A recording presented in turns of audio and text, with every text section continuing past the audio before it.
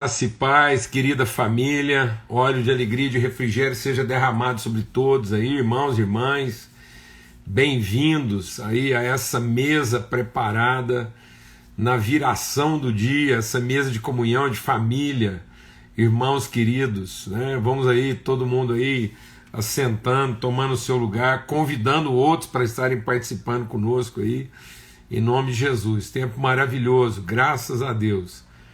Graças a Deus mesmo. Um forte abraço para todo mundo aí. Um grande privilégio, um tempo mesmo de comunhão, de fé, de amizade, né? De família, que a gente pode estar aqui compartilhando virtude e fortalecendo uns aos outros aí em fé, usando a nossa fé em favor uns dos outros. E uma semana assim bem desafiadora em termos aí de tratamento, né, da nossa maneira natural de pensar. Eu sei que às vezes são reflexões desafiadoras. Recebi um testemunho muito legal mesmo de uma irmã aqui que nos acompanha e falando assim que é um desafio, que às vezes ela se sente desafiada assim na maneira de pensar, mas que tudo que nós estamos compartilhando aqui, esse entendimento, essa comunhão mantida aqui, tem sido cura na vida dela, inclusive em questões às vezes de depressão, pânico, e é isso mesmo, a palavra de Deus vai lavando o nosso entendimento. Amém, amados? Às vezes assim, às vezes a gente é muito imediatista, né? Eu acho que a gente está sendo dominado de um pensamento assim tão pragmático, né, nessa questão assim de querer tudo a tempo e hora, a gente achar que vai chegar ali e vai encontrar tudo pronto, e a gente não quer viver o processo. A palavra de Deus diz que nós somos transformados pela lavagem de água pela palavra. Então, muitas vezes, amado, não vai ser no primeiro banho, né, nem vai ser com uma lavada só. É um processo assim, de estar constantemente sendo lavado, né? E aí, valeu, Lucão. Tô aqui, já sei que tá chegando aí uma farinha maravilhosa, aí a farinha das farinhas, chegando aí da Bahia, viu, Lucão? Forte abraço, alegria, bom saber que você tá de volta aqui entre a gente. Você é muito querido, irmão. Graças a Deus. Então, muitos irmãos mesmo assim participando, e aí é isso. Por isso que a gente tá insistindo aqui, né? Todo dia, horário, rotina, esse é o empenho. Esse é o esforço mesmo, para que a gente... E por quê? Esse esforço aí, um certo esforço repetitivo em algumas coisas, que é uma coisa também que muita gente não quer, né?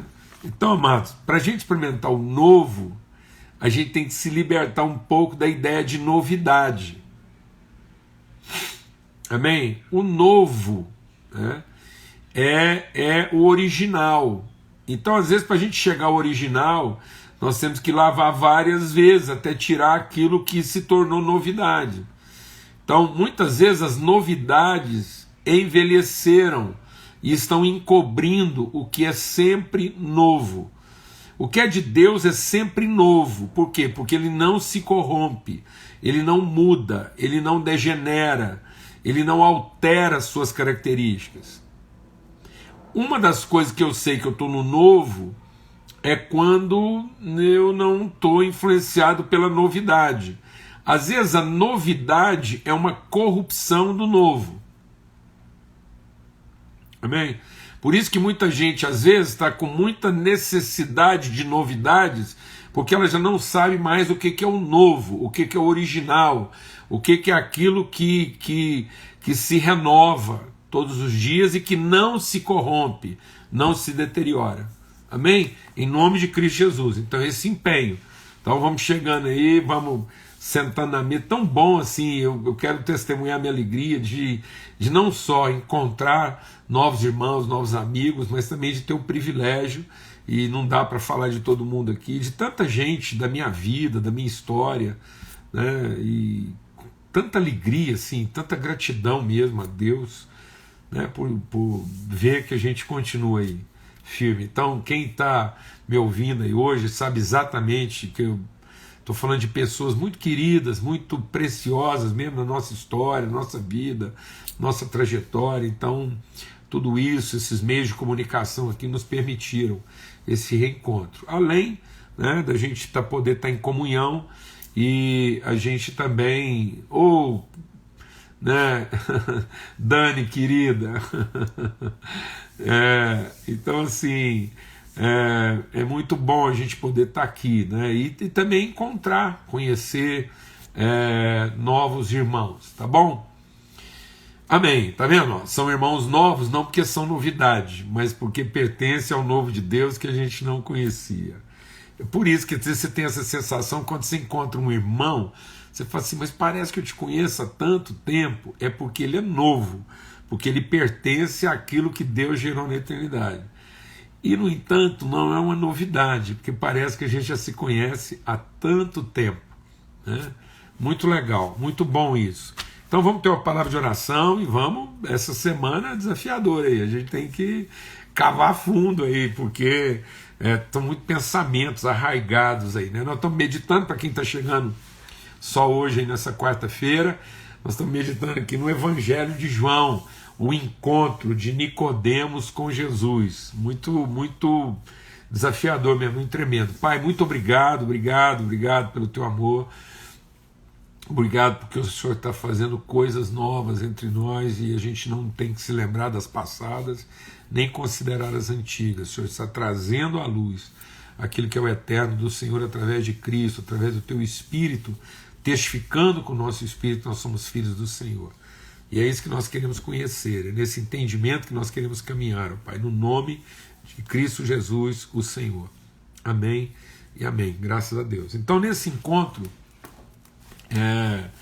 de Jesus com Nicodemos, a gente está lendo aqui, né, no capítulo 3, o Nicodemos é essa pessoa que a gente tem compartilhado aqui e eu quero reforçar esse entendimento. Amém? O que é o nosso empenho aqui nessa meditação? É que cada um de nós, eu vou falar uma expressão e assim, você vai ouvir esse tempo que Deus vai dar para a gente, eu não sei até quando, mas esse tempo que Deus está dando para nós, talvez você vá ouvir algumas expressões assim repetidas vezes, né? Uma delas é entender o seguinte, que Deus quer nos transformar em tradutores da sua natureza e não intérpretes do seu poder. Muitas vezes a gente está interpretando o que a gente entendeu de Deus, então nós somos intérpretes, como uma personagem, uma performance interpretativa. Deus não quer que você seja um intérprete daquilo que você ouviu. Não. Mas que você possa ser um tradutor, ou seja, dentro da sua realidade, do perfil, do formato que Deus te deu, do ambiente que você convive, você traduz naquela linguagem a verdade. Porque quando eu me transformo num intérprete, eu adultero a essência da verdade e agrego como verdade a minha interpretação. Então é como se eu usasse a verdade para validar a minha interpretação. Então muitas vezes eu faço parecer que a minha interpretação é a verdade. Não, a minha interpretação é a minha interpretação, por mais que ela seja real. Deixa Deus ministrar o seu coração. O primeiro intérprete da palavra de Deus foi Satanás. O Satanás até hoje ele é um intérprete. Porque ele pega a palavra de Deus e interpreta a maneira dele. Então quando ele veio conversar, o homem foi abençoado, o homem original, o Adão e a Eva, foi abençoado para ser um tradutor. Ou seja, eles iam traduzir toda a virtude invisível de Deus em substância visível. Amém? Então nós somos tradutores. Nós traduzimos o subjetivo em objetivo, o invisível em visível, a virtude em evidência, em testemunho. O diabo veio e está lá o homem e a mulher no jardim como tradutores.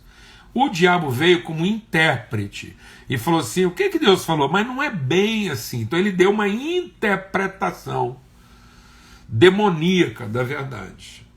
Amém?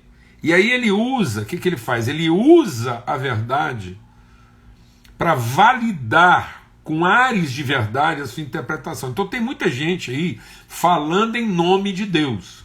Tanto é que no dia do juízo muitos vão dizer assim, em teu nome, em teu nome, em teu nome. Jesus fala assim, ó, vocês puderam ser intérpretes, mas vocês não traduziram quem eu sou, eu não conheço vocês. Vocês não me traduzem.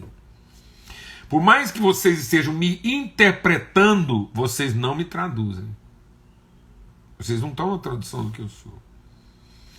Então, cuidado, porque existem interpretações que são impressionantes, mas não são traduções convincentes. Fala devagar. Cuidado para você não estar seguindo interpretações impressionantes, que não são traduções condizentes ou convincentes. Então tem muita gente que não é uma tradução condizente, apesar de ser uma interpretação impressionante. Então o diabo, tanto que a palavra de Deus diz o quê? Que até hoje ele se faz passar por anjo de luz. O que é se fazer passar por anjo de luz? É uma interpretação, mas não é uma tradução. Então, por que eu estou comentando isso? Porque todo o texto que nós estamos avaliando aqui é exatamente sobre isso. É sobre a obra e o ministério do Espírito Santo. Por que é obra e ministério do Espírito Santo? Porque o Espírito Santo vai nos transformar em tradutores. Porque até então o Nicodemos era um intérprete. Então o Nicodemos ele estava tentando interpretar. E Jesus falou assim, ó, tá vendo, Nicodemos? Você tem que parar de querer interpretar e aprender. Então muita gente tem dificuldade, deixa Deus ministrar o nosso coração aqui, muita gente tem dificuldade de discernir a palavra de Deus, porque cada vez que ele ouve, ele tenta interpretar aquilo na realidade dele, em vez de colocar a realidade dele em submissão ao que está sendo apresentado. Por isso eu vou te dizer uma coisa aqui, e com todo carinho mesmo, assim, carinho de pai. Carinho de pai. Seguinte, muita coisa que a gente diz que é difícil de aceitar, de entender na palavra de Deus, não é que é difícil de entender, é difícil de aceitar, porque não condiz com a nossa interpretação. Então muitas vezes eu estou com dificuldade de absorver aquilo, porque eu já tenho uma interpretação. Então deixa Deus ministrar o nosso coração aqui, porque senão a gente não avança. A incredulidade não é ausência de fé. Incredulidade é uma crença que resiste. Então ninguém tem um vácuo. Se uma pessoa tivesse um vácuo, se ela fosse totalmente esvaziada de qualquer crença, ela estaria aberta para a fé. Amém?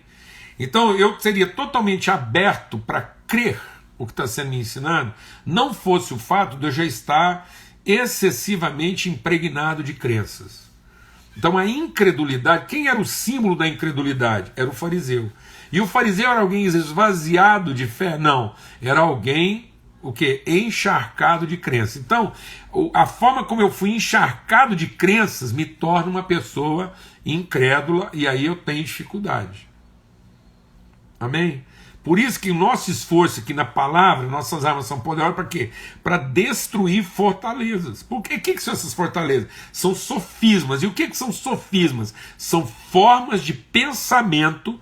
Então eu já tenho formas de pensamento que resistem. O que são essas formas de pensamento? São as interpretações.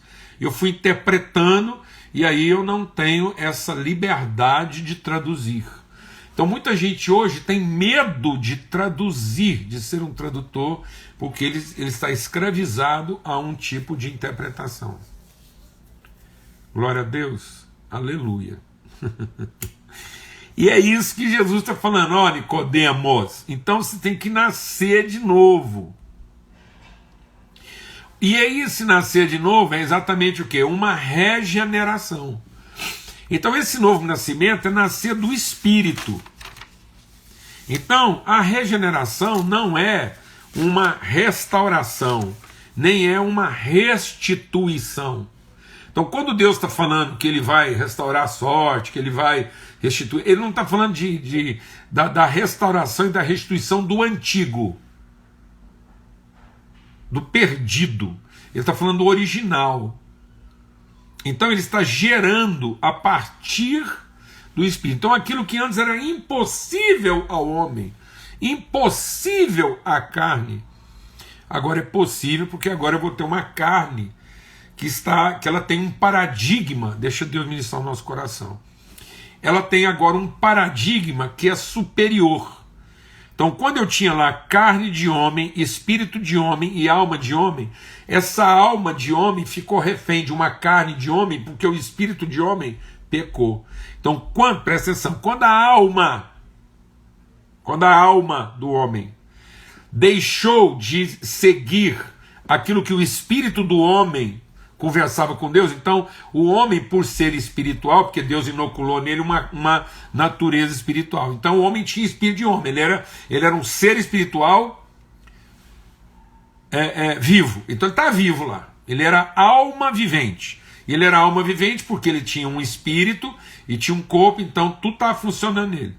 Aí a alma dele deixou de seguir as orientações que o espírito dele recebia dessa conexão com Deus. Porque ele ouviu a sua carne, porque alguém fez com que a verdade fosse, deixa Deus ministrar no seu coração, fosse interpretada a partir da carne, e não da conexão espiritual que ele tinha. Amém? Por isso que a palavra de Deus diz que quando o diabo mostrou o fruto do conhecimento do bem e do mal, que a mulher, enxergando que o fruto era bom para comer, agradável aos olhos e que dava poder, então, você está vendo? Ela não viu, ela não enxergou mais o fruto, ela não traduziu aquele fruto de acordo com o que o espírito dela ouviu de Deus. Naquele momento, ela virou as costas para a sua percepção espiritual e deu ouvidos à interpretação da sua carne. Naquele momento, a conexão espiritual dela morreu. Ela deixou de ter condição de se comunicar com Deus. Então o ser humano hoje, mas ele tem essa eternidade dentro dele. Então ele se comunica com Deus de uma saudade espiritual e não de uma capacidade. Então ele é um homem que tem um saudosismo espiritual, mas ele ainda está refém da sua carne. Então o que a Bíblia diz é que a partir dessa carne não vai acontecer nada. Nada. Não tem nada. Você, de uma vez por todas, você enterra de uma vez por todas qualquer expectativa que você ainda tem na carne de alguém. Pelo amor de Deus, se você anda sofrendo, porque a carne de alguém faz alguma coisa com você e está levando isso para o lado pessoal, vou te falar uma coisa: para de sofrer. Para de sofrer.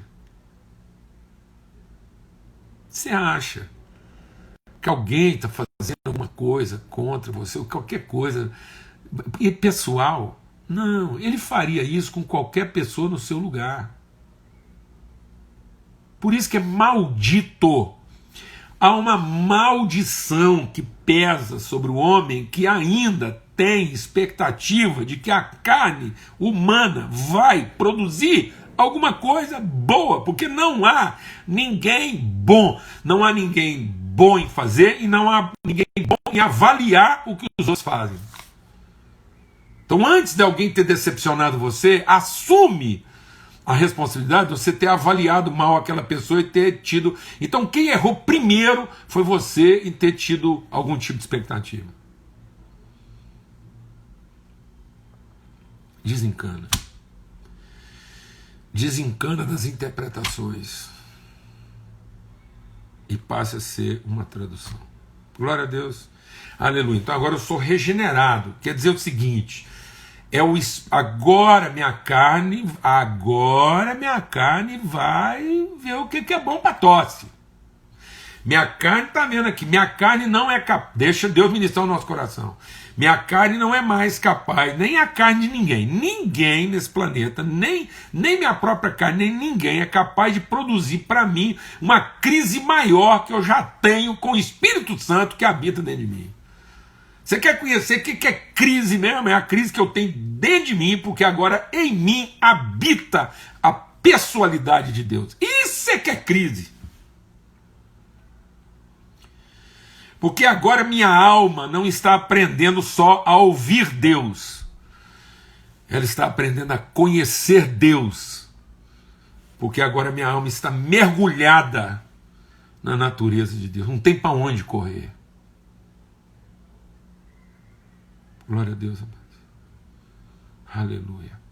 Ninguém nesse planeta é capaz de produzir uma crise maior para mim do que a crise que a minha alma vive. Durante tanto tempo viciada em expectativa de carne, agora ela está mergulhada em perspectiva divina. Glória a Deus.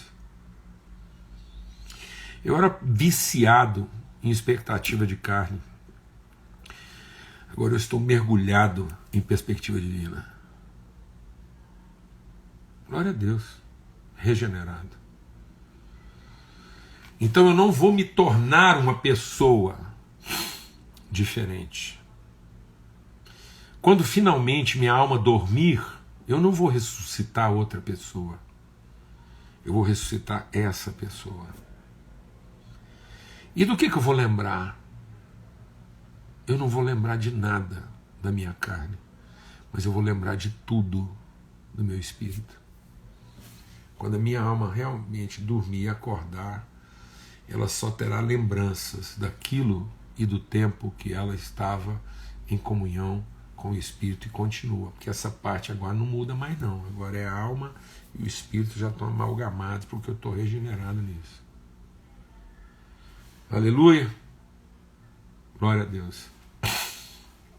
E isso vai trazer uma renovação do entendimento. Então eu sou regenerado no Espírito e sou renovado no entendimento, que agora, é como eu falei para você aqui agora, agora eu estou pensando, eu fico aqui matutando, pensando na perspectiva do Espírito. Não fica aqui pensando, então eu estou sempre pensando no que eu posso oferecer para a situação e não no que eu posso esperar dela. Glória a Deus, glória a Deus. Então quando finalmente, quando uma pessoa acha que está me produzindo uma crise, ela já vai encontrar em mim uma crise maior, porque eu já estou aqui adiantado. Eu já estou adiantado na crise, porque eu estou tentando encontrar aqui uma forma de oferecer para ela aquilo que eu ainda não ofereci. Por Deus do céu. Por Deus do céu. Glória a Deus. Ninguém me deve nada, não. Aleluia. Então isso é o quê? Uma renovação do entendimento.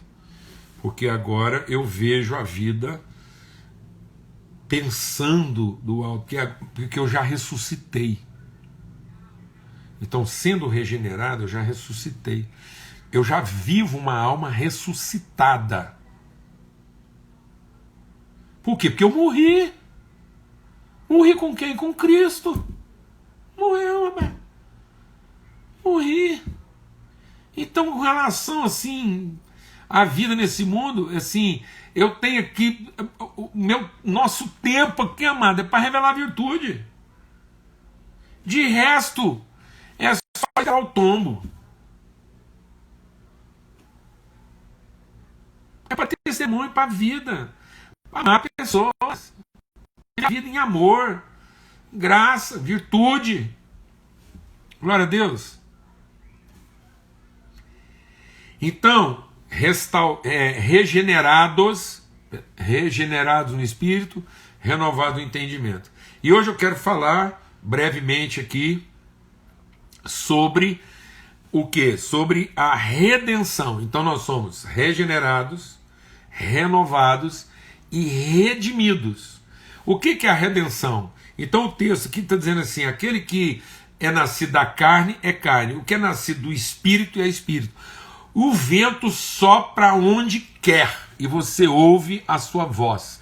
Então o que é a redenção? É que daqui por diante, no Espírito, que é o que Jesus está falando com Nicodemos aqui, no Espírito, nós somos guiados, conduzidos, movimentados. O que movimenta a gente é o Espírito Santo. E onde há o Espírito Santo, aí há liberdade.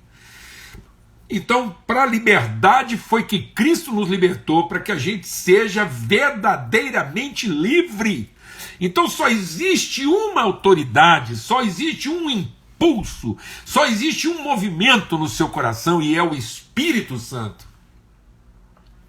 Você não é mais guiado por culpa, você não é mais guiado por medo, você não é mais guiado por carência, você não é mais guiado por cobiça, você não é mais guiado por interesses humanos, você não é mais guiado por medo de poder, você não é mais guiado por contingências, você não é mais guiado por circunstâncias, porque agora é o vento do Espírito Santo que conduz você. Livre no vento, soprado pelo Espírito Santo. Olha, isso é tão forte que quando eu morei lá no Reino Unido, lá na Escócia, eu tive contato lá com a história dos irlandeses. E os irlandeses, quando viveram o avivamento espiritual lá, eles tiveram uma noção tão forte, tão grande, tão poderosa de avivamento, que eles faziam o seguinte: sabe como é que era a vida deles aí para frente? Eles entravam dentro de um barco, içavam a vela e quebravam o leme. Fala devagar. Sabe o que era a noção deles de vida espiritual? Eles entravam no barco, içavam a vela, quebravam o leme. Na certeza de que o Espírito Santo de Deus os conduziria. Meu Deus! Foi para a liberdade que Cristo nos libertou, para que você seja verdadeiramente livre. De modo que não tem a carência de ninguém, a culpa de ninguém, o medo de ninguém vai escravizar você. Você não está refém de nenhuma circunstância. Podem amarrar você, podem cortar sua língua, podem pregar suas mãos, e você continua sendo um ser absolutamente livre. Porque sua entrega é livre e espontânea, ninguém te obriga a coisa alguma, a não ser o pulso irresistível do amor de Deus no seu coração. Você não faz mais nada por culpa, nem por medo, nem por constrangimento. Meu Deus, que igreja prisioneira nós estamos criando, onde as pessoas têm medo umas das outras, controlam umas às outras, dominam umas às outras com as suas interpretações, impedem que as pessoas sejam traduções livres do Espírito de Deus. Em nome de Cristo Jesus, o Senhor. Amados, quando a palavra de Deus está falando lá em Gálatas, Paulo fala muito sobre isso, Jesus fala sobre isso: se o Filho vos libertar, verdadeiramente sereis livres. Por que ele está falando de se o Filho vos libertar? Porque só há verdadeira liberdade no coração de alguém que é filho e não escravo.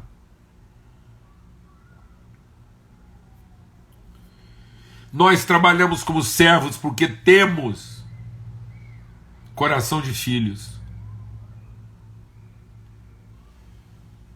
Porque somos filhos, trabalhamos como servos. Mas não trabalhamos como servos querendo ser filho. Mas para revelar o filho que nós somos. Livre. Ninguém vai nos precificar. Ninguém vai determinar o limite da nossa entrega. Ninguém vai dizer quando é que eu tenho que começar a minha entrega e nem quando é que ela termina. Em nome de Cristo Jesus, o Senhor. Ninguém vai dizer quanto da minha vida pode ser oferecida em amor pelas pessoas. Ninguém vai dizer que o meu trabalho terminou, ou que ele pode ou não ser feito. Ninguém vai dizer que hora eu começo, nem que hora que eu termino. Entendeu isso, meu irmão? Minha irmã? Em nome de Cristo Jesus, o Senhor. Então, quando ele está falando de liberdade, deixa Deus ministrar o seu coração. Ele não está falando de uma liberdade circunstancial. Ele não está falando de uma ação libertária. Ele está falando de uma condição redimida. Deus não está te levando para um ambiente de... Não existe liberdade se ela é momentânea. Não existe verdadeira liberdade se ela é circunstancial. Então Deus não te liberta te deixando momentaneamente livre. Deus te liberta te tornando uma pessoa permanentemente livre. Em nome de Cristo Jesus. Livre para pensar. Livre para entregar. livre para gerar, livre para ser a pessoa que Deus te levantou para ser. E sabe o que a palavra de Deus diz? Que ninguém poderá te resistir todos os dias da sua vida. Jesus fala para mim e para você: se algum opressor, seja ele o que for, se algum opressor, seja ele político, seja ele governante, seja ele religioso, qualquer opressor, se algum opressor te obrigar a andar 1 milha, anda 2, porque o limite dos opressores é 1 milha, mas o limite dos que andam com Deus é 2. Então a nossa liberdade vai prevalecer contra qualquer opressão. Isso quer dizer que qualquer um pode se opor a você, mas ninguém pode resistir a você quando você está sendo guiado pelo Espírito de Deus. Ser guiado pelo Espírito de Deus quer dizer que eu posso sofrer oposição, e certamente eu vou sofrer oposição. Mas eu nunca vou poder me desculpar na oposição, dizendo que eu fui impedido por alguma coisa. E se tem alguém cansado, como alguém já falou que está cansado, eu te dou uma notícia, minha irmã. Você está cansada porque você tinha expectativa de ser só 1 milha. Mas deixa eu te dizer, tem a perspectiva de que serão 2. Porque os teus opressores vão se cansar pelo caminho e você não. Porque os que esperam no Senhor não se cansam.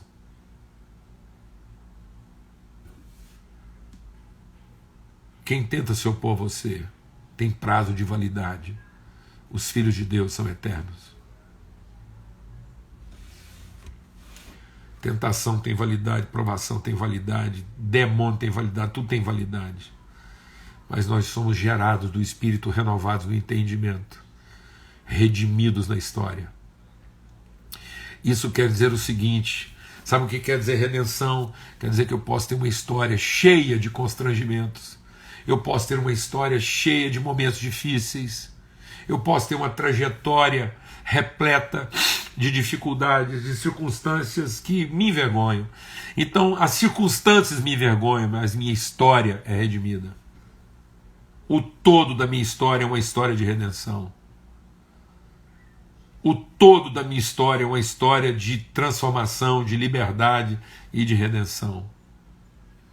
Então nós somos regenerados no Espírito, nós somos renovados no entendimento e nós somos redimidos na história. Porque a nossa história, ela se completa na plenitude. A nossa história se completa em Deus glorificado na nossa vida e nós glorificando ao Deus da nossa vida. Há Senhor sobre a nossa vida. Então a nossa vida só se completa em glória. Por quê? Porque Deus redimiu a nossa história. Você olha para a história de Jesus desde Adão. Você olha para a história de Jesus desde Adão. E se você pensar, se você tentar fazer a história de Jesus fazer sentido em cada pedaço, se você perder, se você assistir só um dos capítulos, se você pegar a história da família de Jesus e assistir só um dos capítulos, você vai ficar apavorado. Você vai ficar apavorado se você assistir o capítulo em que Jesus estava matando Urias. Você vai ficar apavorado se você pegar só o capítulo em que o Sansão estava lá fazendo besteira. Você vai ficar apavorado. Se você pegar a história de Jesus no começo, no primeiro capítulo, você já fica apavorado. Porque o único casal que estava lá já pôs tudo a perder. Mas quando você vê o Filho glorificado, vencendo a morte, sabe o que você vê? Você vê uma história de redenção.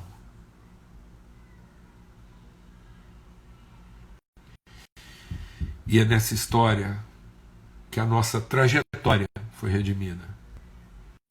Eu tenho uma trajetória de muitos percalços, mas eu tenho uma história de redenção. Não seja o intérprete de um dos capítulos, mas seja o tradutor de toda a história. Cuidado para você não estar traduzindo o pior dos seus capítulos, em vez de estar traduzindo o melhor da sua história.